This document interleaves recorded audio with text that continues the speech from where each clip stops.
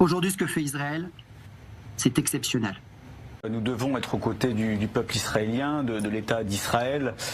C'est une nécessité vitale et même existentielle. Les Iraniens n'attendent qu'une seule chose de la part de l'état-major israélien, c'est de faire tomber Khamenei. Ensuite, ceux qui seront les alliés d'Israël resteront dans l'histoire.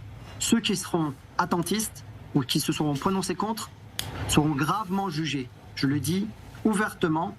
Malheureusement, à gauche et à l'extrême gauche, la haine de l'État d'Israël et, j'allais dire plus loin, la haine des Juifs, parce que c'est ça aujourd'hui qui anime une partie de la gauche et de l'extrême gauche. Je voulais juste vous dire la joie que tout Iranien a ressenti quand on a vu cet immeuble de la propagande s'effondrer. Quelle joie! Pendant 47 ans, ils nous ont menti, ils nous ont baratiné à travers leur tribune de cet immeuble, et de le voir s'effondrer de cette façon, c'était une journée de gloire. C'était un bonheur que de voir cette femme que vous voyez en ce moment, qui est le symbole de la République islamique, de s'enfuir de cette façon. Vous ne pouvez pas imaginer combien cela est jouissif.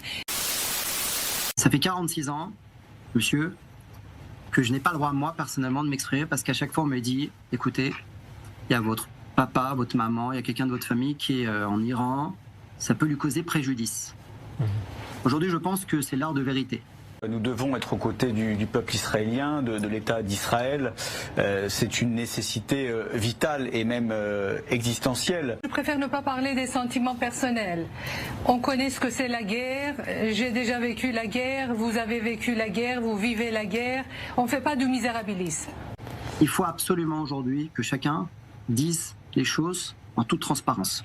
Ce n'est que la continuité, malheureusement, d'une guerre qui est menée contre l'Occident, contre nos valeurs, contre nos libertés, qui est menée par le fondamentalisme islamiste, qui est menée par une puissance qui menace depuis très longtemps l'existence même de l'État d'Israël et qui menacerait la paix du monde si elle détenait l'arme nucléaire. Je veux bien sûr parler de la dictature islamiste iranienne. Les Iraniens n'attendent qu'une seule chose de la part de l'état-major israélien, c'est de faire tomber Khamenei.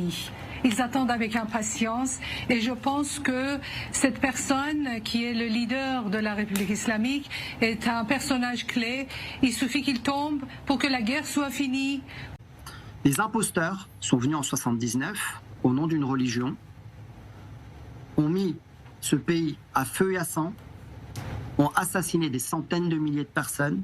Que de soutenir le peuple israélien, d'apporter notre solidarité aux familles des victimes, aux familles des soldats, et puis bien évidemment de tout faire pour que l'Iran, qui est aujourd'hui un fauteur de troubles et qui menace la paix du monde, ne puisse pas détenir l'arme nucléaire, parce que nous le savons depuis très longtemps, même si la gauche essaye de l'éluder, qu'elle souhaite l'arme nucléaire pour détruire l'État d'Israël. C'est son objectif premier. Et pour que la paix s'installe entre deux peuples, entre deux pays, et que aussi bien les Israéliens que les Iraniens se débarrassent de ce régime sanguinaire qui est devenu l'ennemi de deux peuples, aussi bien le peuple israélien que le peuple iranien. Dans une guerre, on est deux.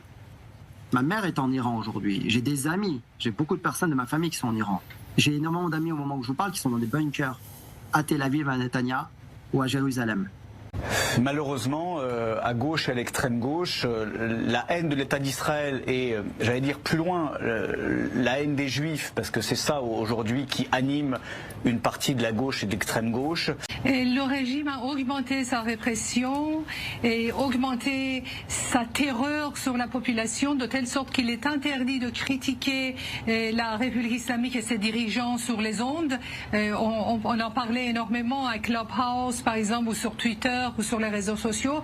Et là, maintenant, il y a à nouveau, sous les bombardements israéliens, il y a une vague d'arrestations. Vous vous rendez compte? Et je n'arrive absolument pas à comprendre la logique des dirigeants iraniens. Ils sont sous les bombardements, en train de se faire éliminer les uns après les autres. Qu'est-ce qu'ils font? Ils répriment leur peuple. Mais je vais vous dire quelque chose avec le plus profond de mon cœur. Aujourd'hui, ce que fait Israël, c'est exceptionnel. les autorise à tenir des discours totalement insensés. Et si on s'arrête un seul instant sur le cas de Clémentine Autain.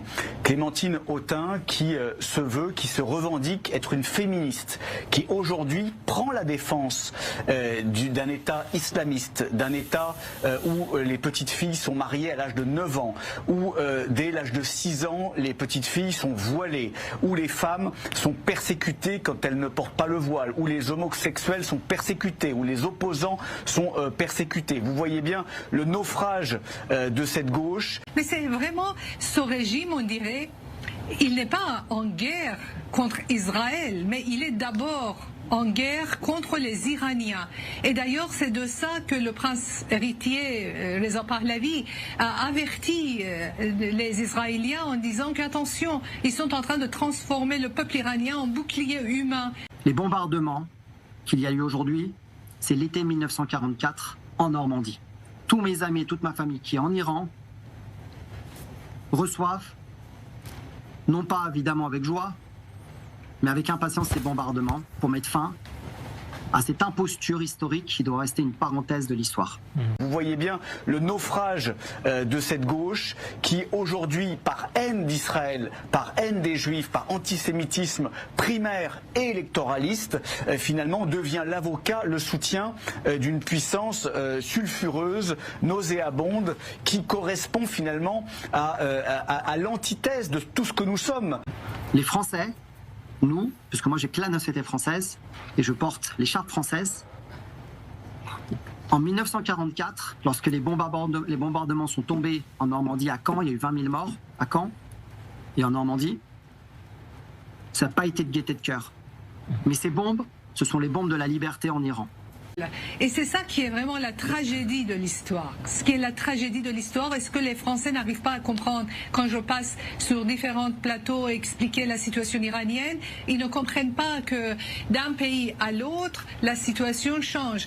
Aujourd'hui, nous sommes dans un Iran en face des Iraniens qui ne veulent pas de leur régime et qui comptent sur les frappes israéliennes pour renverser ce régime sanguinaire. Alors ceux qui aujourd'hui, les gauchistes islamistes, ou ceux qui ont des intérêts avec le régime islamiste, vont critiquer évidemment Israël et ses bombardements. Voilà, l'Iran, la République islamique d'Iran, est l'opposé total de tout ce que nous représentons, de tout ce que nous aimons et de tout ce que nous sommes. Mais dans leur combat idéologique, dans leur combat électoraliste, tout ce qui est opposé à l'État d'Israël, seul État juif du monde, doit être encensé, doit être soutenu. C'est le cas, malheureusement, de la République d'Iran, soutenue par la France insoumise et par une partie de la gauche. Ils comprennent pas. Ils pensent que quand je parle comme ça, je suis un traître. Mais c'est pas la traîtrise. J'essaye de transmettre la réalité et je suis intimement persuadée que les Israéliens qui me voient, ils comprennent ce que je suis en train de dire. Ne vous trompez pas d'enjeu. Il n'y a pas de négociation avec des dictateurs. Là, on discute pas avec des gens qui sont des nazis, avec les Hitler et les Himmler. Moi, je discute et je négocie avec des gens qui sont dans un champ démocratique. C'est pour ça que je dis au président de la République, Emmanuel Macron, ne vous méprenez pas, monsieur le président. Là, vous faites une erreur historique, une faute historique. C'est le changement de régime qu'il faut. Donc moi je suis malheureusement désolé de voir que le président de la République française, qui est notre président, n'est pas un soutien franc, n'est pas un soutien massif et n'apporte pas à la voix de la France une crédibilité qui serait aujourd'hui importante et nécessaire dans ces heures extrêmement troublées. Ils sont fatigués depuis 46 ans d'avoir des pendaisons, d'avoir des femmes emprisonnées, des prisonniers politiques. Les gens sont fatigués, monsieur. Nous, notre génération, nous n'avons connu que ce régime islamiste. Pourquoi? Au nom de quoi? Ma génération, moi je suis né en 79. Mes parents ont quitté l'Iran en février 79, je suis né en juillet. Je suis un produit de cette révolution iranienne, islamiste.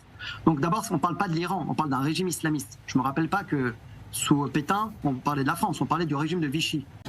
Je voulais juste vous dire la joie que tout Iranien a ressenti quand on a vu cet immeuble de la propagande s'effondrer. Quelle joie! Pendant 47 ans, ils nous ont menti, ils nous ont baratiné à travers leur tribune de cet immeuble, et de le voir s'effondrer de cette façon, c'était une journée de gloire. C'était un bonheur que de voir cette femme que vous voyez en ce moment, qui est le symbole de la République islamique, de s'enfuir de cette façon. Vous ne pouvez pas imaginer combien cela est jouissif. J'ai reçu des vidéos des gens qui criaient de joie de voir ces images, et ils disaient merci, continuez à viser les centres névralgiques de la République islamique. Ensuite, ceux qui seront les alliés d'Israël resteront dans l'histoire. Ceux qui seront attentistes ou qui se seront prononcés contre seront gravement jugés. Je le dis ouvertement. Écoutez, malheureusement, les faits sont là, et depuis le 7 octobre 2023 particulièrement, on a assisté à, je vous le dis, une politique de zigzag de la part de la République française par la voix d'Emmanuel Macron. Combien de revirements, combien de trahisons, combien d'incohérences. Écoutez, moi le message que j'ai donné d'abord, c'était aux militants de gauche en France. J'ai dit arrêtez d'instrumentaliser le conflit israélo-république islamique, parce que ce n'est pas un conflit israélo-iranien. Ce n'est pas la guerre entre l'Iran et Israël. C'est la guerre entre la République islamique et Israël. C'est très différent. Je dis à tous ceux qui veulent instrumentaliser ce conflit, comme ils l'ont fait avec le conflit avec la bande de Gaza, ils ont largement instrumentalisé la souffrance des Palestiniens. Je leur ai dit stop, vous ne pouvez pas instrumentaliser les Iraniens, parce que les Iraniens, ils sont intelligents, ils savent que les seuls et uniques responsables de leur malheur, ce sont les dirigeants de la République islamique. Israël ne fait que défendre sa survie. Ça fait 46 ans qu'on parle d'embargo, de taxes.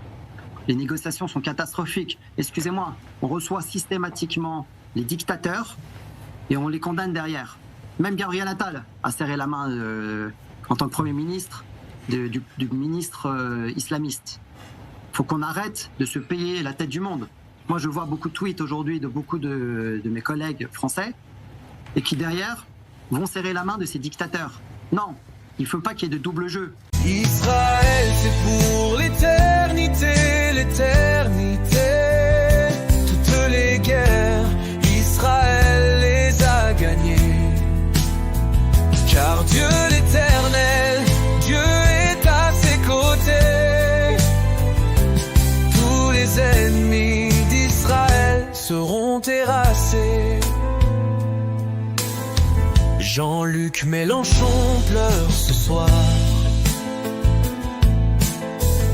Le petit Macron tremble dans le noir.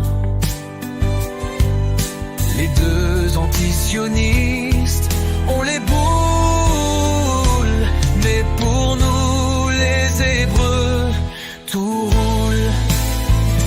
Les ombres passent, mais la lumière reste. Les ennemis d'Israël de peur en peste. Ils ont beau se cacher le jour ou la nuit, ils sont comme l'enfer et Israël le paradis. Israël, c'est pour l'éternité, l'éternité. Toutes les guerres, Israël les a gagnées.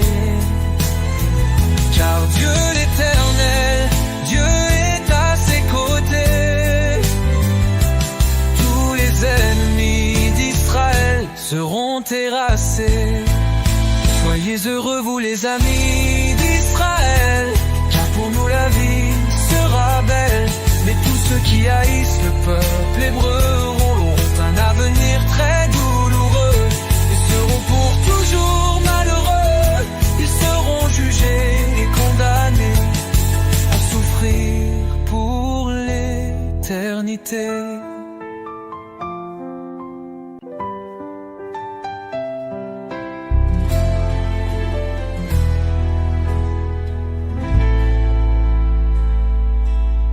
Rising Lion, c'est le nom de l'opération lancée cette nuit par l'armée israélienne en Iran. Les cibles visées, des installations nucléaires, des bases de missiles et des chefs des gardiens de la révolution. Vers 3h du matin, des explosions secouent Téhéran, Ispahan et Kermanshah. Les défenses aériennes iraniennes sont activées mais rapidement saturées. Selon plusieurs sources, le site d'enrichissement d'uranium de Natanz aurait été totalement détruit. Depuis un bunker, le Premier ministre Benjamin Netanyahou et le ministre de la Défense Israël Katz supervisent l'opération. Israël parle d'un choix inévitable face à ce qu'il qualifie de menace existentielle. Le bilan provisoire est lourd. Le chef d'état-major iranien Mohamed Bagheri, le chef des gardiens de la révolution Hossein Salami, ainsi que plusieurs scientifiques du programme nucléaire ont été tués dans les frappes. Alors que des incendies se propagent autour de plusieurs bases militaires, les hôpitaux de Téhéran se préparent à l'urgence. Israël, de son côté, reste en état d'alerte maximale. Dès 3h du matin, le pays est à l'arrêt et tous les vols sont suspendus. Le commandement du front intérieur change les directives de sécurité et la population est priée de rester à proximité des abris. L'ordre est levé dans la matinée après l'interception de plusieurs drones en dehors de l'espace aérien israélien. Tsahal revendique une campagne éclair menée par 200 avions contre plus d'une centaine de cibles. Une opération sans précédent, tant par sa précision que par son intensité. L'ayatollah Ali Khamenei promet une riposte sévère. L'armée iranienne menace d'attaques ciblées contre des infrastructures israéliennes. Le calme apparent pourrait être rapidement rompu. Tsahal estime que l'Iran prépare une contre-attaque dans les heures ou les jours à venir. Mohammad Hossein Bagheri était le chef d'état-major des forces armées iraniennes depuis 2016. Il faisait partie des cibles prioritaires d'Israël et des États-Unis. En cause, son rôle dans le développement du programme balistique iranien. En mars dernier, Bagheri s'affichait publiquement dans une ville de missiles souterraine tenue secrète du pays. Les forces armées poursuivent avec détermination leur chemin de croissance, de progrès et de capacité. Bagheri était également l'artisan de nombreuses opérations iraniennes en Syrie, en Irak et ailleurs dans la région. Il était également visé depuis 2022 par des sanctions européennes pour son rôle dans la livraison de drones à la Russie. Barbe blanche et crâne dégarni, le général Hossein Salami, le chef des gardiens de la révolution iranienne, était lui aussi l'un des piliers du régime. Nommé en 2019, il avait pour habitude de menacer Israël. En avril 2024, il réagissait publiquement à la première attaque iranienne de missiles contre Jérusalem. À partir de maintenant, si le régime sioniste attaque nos intérêts, nos biens, nos personnalités et nos citoyens, nous riposterons contre eux depuis la République islamique d'Iran. Hossein Salami était par ailleurs connu pour son rôle majeur dans la répression de la population iranienne. D'autres figures importantes du régime iranien ont également été éliminées lors de l'opération Réveil du Lion. Gholami Rachid, le commandant supérieur des gardiens de la Révolution. Ali Rachid, le chef du quartier général central de Khatam al-Anbiya. Roulem Ali, le vice-chef d'état-major iranien. Ali Sakmani, le conseiller du guide suprême Ali Khamenei. Ces éliminations devraient entraîner une recomposition importante au sein des forces armées iraniennes. Tsahal estime de son côté que d'autres hauts responsables iraniens sont morts dans les frappes. L'armée israélienne est parvenue également à éliminer au moins 6 scientifiques du programme nucléaire iranien, parmi lesquels Feredoun Abbasi, l'ancien directeur de l'Organisation de l'énergie atomique d'Iran.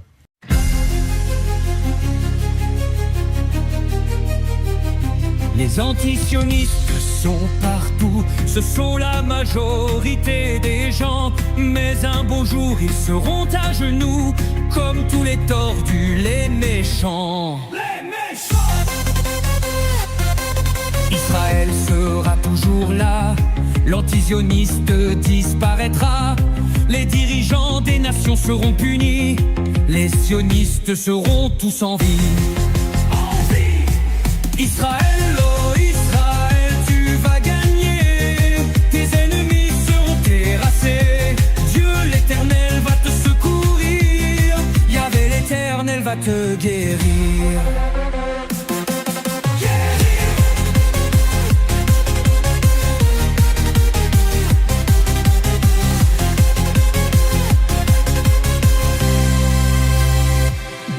« 48, la guerre d'indépendance contre tous les Arabes réunis. Israël Israël a triomphé, c'est une chance. Les anti-sionistes ont été punis. En 56 contre Nasser, qui veut jeter les Hébreux en mer. Tous les Arabes une nouvelle fois vont passer de vie à trépas. Personne ne pouvait résister à l'armée d'Israël, oui. 1 contre 10, Israël gagnait. Mais aujourd'hui tout est fini. 67, nous sommes encerclés par l'Égypte, la Syrie, le Liban, l'Irak et la Jordanie. 6 jours suffisent à les écraser. Tous ces cafards ont été punis. En 73, la guerre de Kippour, l'Égypte et la Syrie attaquent en traître pour en finir pour toujours. Israël, une nouvelle fois gagnante va être. Personne ne pouvait résister à l'armée d'Israël, oui. 1 contre 10, Israël gagnait. Mais aujourd'hui tout est fini. Les religieux envahirent le pays, nous ne gagnons plus depuis. À l'impuissance, nous sommes réduits, les rabbins nous ont détruits. Le 7 octobre, l'armée absente laissèrent le Hamas nous massacrer. 6 heures durant, agonisante, Israël fut brisé.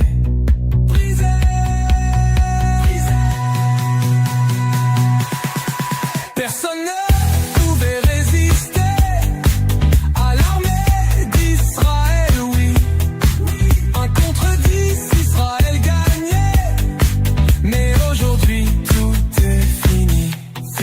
L'armée minable que nous avons aujourd'hui est incapable d'éradiquer ces 5 cafards. De Gaza, du Liban ou de Syrie. La décadence de notre armée de poissards.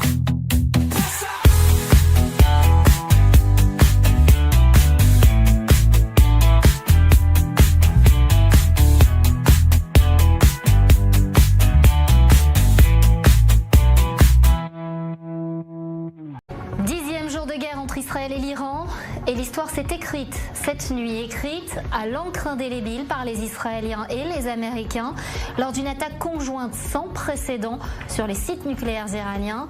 Tout cela alors que toujours 50 otages sont entre les mains du Hamas, d'autres organisations terroristes ou de civils à l'intérieur de la bande de Gaza depuis 625 jours maintenant.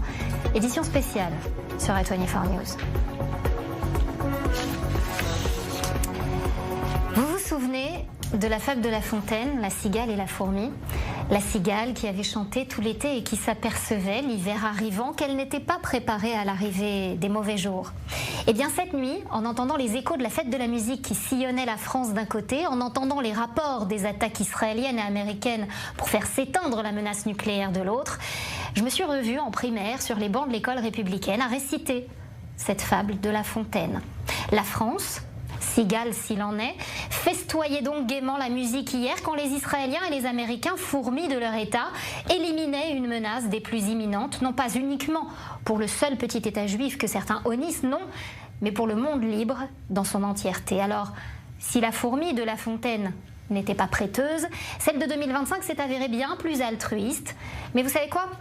Pendant que nous cachons sous les bombes et que nous ne dormons pas de la nuit, ne nous remerciez pas. Je me contenterai sans cynisme aucun de vous dire, à vous qui vivez dans toutes les démocraties confortables du monde, vous dansiez, eh bien chantez maintenant. Pas encore, mais je vais venir dans le détail. Si vous voulez. Il faut quand même rappeler, Nathalie, que depuis 2019, les Iraniens se sont rebellés maintes fois contre le régime. La répression la plus dure ayant lieu en novembre 2019 et qui avait fait 5600 morts. À chaque émeute, ça a été la douche froide, car ils n'ont jamais été épaulés comme ils le souhaitaient de l'extérieur. En 1979, ils ont chassé le Shah après 14 mois de lutte contre le pouvoir en place. Et c'est à partir du moment où le Shah était sur le départ qu'ils ont commencé à descendre dans les rues. Alors l'un de mes contacts à Téhéran me disait en début d'après-midi, je le cite, « Pour l'instant, pas de mouvement de foule, mais cela viendra le jour où ils apprendront la mort ou la fuite de Khamenei, car la majorité des Iraniens veut le renversement de ce régime.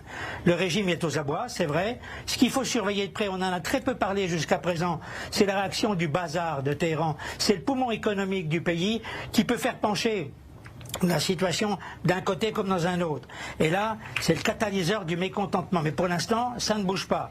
Alors, sur les cartes à possible avenir, qui pourraient faire frémir, comme vous disiez Nathalie, un espoir de changement de régime, alors il peut toujours y avoir un militaire ou un gardien de la révolution, un homme fort qui émerge du lot, c'est-à-dire on peut y avoir toujours des surprises.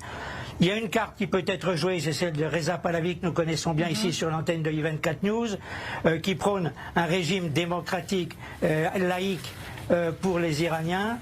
Et puis il y a toujours ces éternels moudjahidines qui n'ont aucune chance, mais qui sont là et qui ne seront jamais élus de la population parce qu'ils sont considérés comme des traîtres à la nation pour avoir collaboré et même ayant été financés par le président irakien de l'époque, ennemi juré de l'Iran, Saddam Hussein.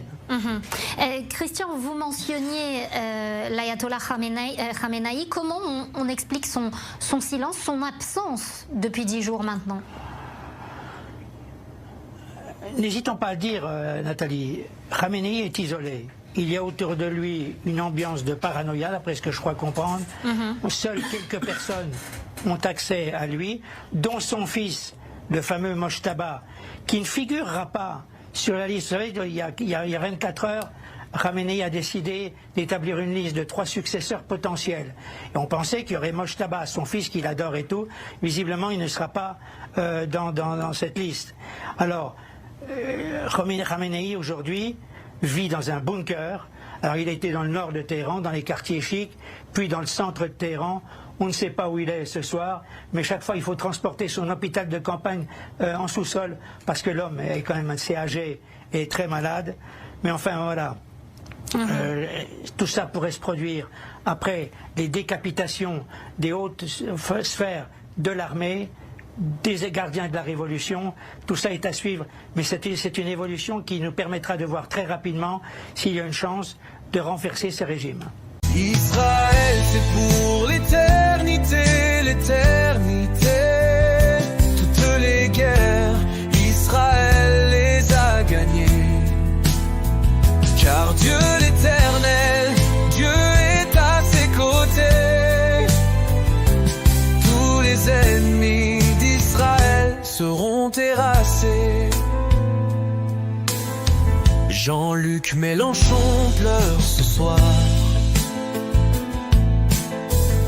Le petit Macron tremble dans le noir. Les deux antisionistes ont les boules, mais pour nous les Hébreux, tout roule. Les ombres passent, mais la lumière reste. Les ennemis d'Israël de peur en peste. Ils ont beau se cacher le jour ou la nuit, ils sont comme l'enfer et Israël le paradis. Israël c'est pour l'éternité, l'éternité. Toutes les guerres, Israël les a gagnées. Car Dieu l'éternel, Dieu est à ses côtés. Tous les ennemis d'Israël seront terrassés. Soyez heureux vous les amis d'Israël, car pour nous la vie sera belle. Mais tous ceux qui haïssent le peuple hébreu auront un avenir très douloureux et seront pour toujours malheureux.